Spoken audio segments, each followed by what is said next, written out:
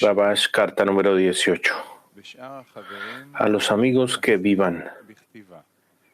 He recibido las cartas de, y el resto de los amigos son perezosos en su escritura, ya que piensan que no puede haber ninguna ganancia en la correspondencia. Esto nos lleva a la pregunta: ¿qué puede dar beneficios? Algunos piensan que ya tienen respuestas a todas sus preguntas. En este caso, ¿qué necesidad hay de preguntar? Porque las respuestas ya están depositadas en una caja para ellos. Y todo lo que necesitan es hacer lo que ya saben. Aquel que implica que todavía necesita corregir sus malas cualidades. Así que, ¿qué quiere decir con esto? El que piensa notificarme que lamenta esto día y noche, lo que significa que para él es como en, abre comilla, y mi pecado está siempre delante de mí, cierra comilla.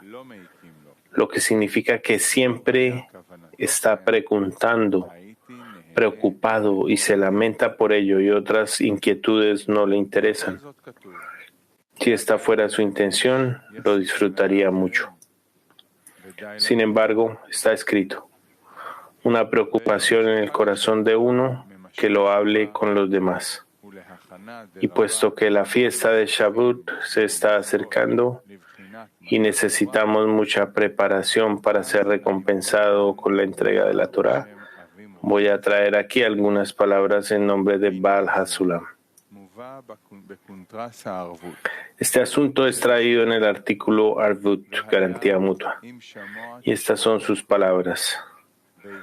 Ahora bien, si escuchan mi voz y serán mi tesoro de entre todas las naciones, porque toda la tierra es mía, y serán un reino de sacerdotes y una nación santa. Cierra comillas. No voy a profundizar en las preguntas, pero lo más importante que se explica allí es que a través del pueblo de Israel, que son más capaces que todas las naciones de acercarse al Creador, Él luego impartirá la abundancia al resto de las naciones. Por lo tanto, conocer a mis amigos, ya que estábamos juntos con la vela de Israel, Baal HaSulam, somos capaces de acercarnos al Creador, pero necesitamos escuchar su voz y mantener su pacto, porque la voz del viviente Ari, Baal HaSulam, ciertamente no cesará para nosotros. Como cuando estuvimos cerca a Él, ciertamente está hablando en nuestro favor, y su voz se escucha cuando entra en el santuario. Cuando la persona se acerca a la Kedushá, santidad, su voz se escucha y ciertamente tendremos éxito. Este es el significado de: por el bien de mis hermanos y compañeros diré que la paz esté con ustedes. Esto significa que precisamente por la hermandad y la fraternidad hablaré de paz. De lo contrario, hablarían de disputas y peleas. Los intérpretes interpretaron que diré la paz sea contigo se refiere a Jerusalén. Debemos entender de acuerdo a nuestro camino. Jerusalén es llamada el corazón del mundo, y en el alma, Jerusalén es llamada el corazón del hombre. Es decir, el deseo del hombre se llama Jerusalén. Y hay una disputa allí, es decir, los deseos de las naciones del mundo, de los cuales se constituye el hombre. Y allí hay deseos de Israel, y cada uno quiere gobernar sobre el otro. Resulta que dentro del corazón llamado Jerusalén, los deseos se disputan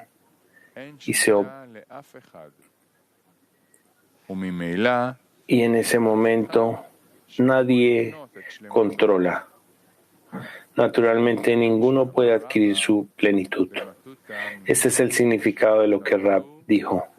Se lo ruego, no hereden la puerta del infierno. Es decir, hay sufrimiento tanto en los deseos corporales como en los deseos espirituales. Esto se aplica a los estudiantes que comienzan a entrar en el trabajo del Creador. Dado que nadie puede mostrar todo su vigor. Ellos son como vasijas rotas, es decir, los deseos que provienen de la ruptura, en los cuales las chispas de la santidad se mezclan con las llamadas chispas de otorgamiento dentro de las clipot cáscaras, las cuales se llaman chispas de recepción. Pero por el bien de mis hermanos y amigos, es decir, porque el propósito de la creación fue hacer el bien a sus creaciones, y en lugar de odio es inapropiado que la luz del Creador, llamada luz de amor, se revele. Diré que la paz esté con ustedes, donde en ti, o sea, en el interior del corazón, habrá paz. Es como en el Creador desea habitar en los inferiores, es decir, para estar con los inferiores en amor, hermandad y fraternidad, para que los inferiores alcancen la luz del Creador. Como está escrito, escucharé lo que Dios dirá, porque Él hablará de la paz a su pueblo y hacia sus piadosos, y no los dejará volver a la necedad. Es decir, cuando se escucha la voz del Creador que habla al corazón, en el estado llamado quien viene a purificarse es ayudado, en el sagrado Zohar interpretaron que se le ayuda con su alma santa. Es decir, el corazón escucha la voz del Creador, entonces recibe el control sobre todos los deseos, precisamente la voz de la Kedushá, santidad, es decir, el deseo de otorgar. Entonces de por sí no volverá más a su necedad, es decir, no volverá a pecar, porque todos los deseos de recibir se rinden ante el deseo de otorgar. Por lo tanto, se revela en el corazón todo el agradable placer, ya que entonces hay lugar dentro del corazón para que se deposite allí la Shejinah, divinidad, y la delicadeza y el agradable placer y la amistad se expanden y llenan todos los órganos del hombre. Esto precisamente es cuando uno escucha la voz del Creador. Entonces el cuerpo se rinde y se vuelve esclavo de la Kedushá. Pero cuando no es recompensado con escuchar la voz del Creador, vemos algo diferente. Como dice el versículo, nos entregas como rebaño para ser comidos.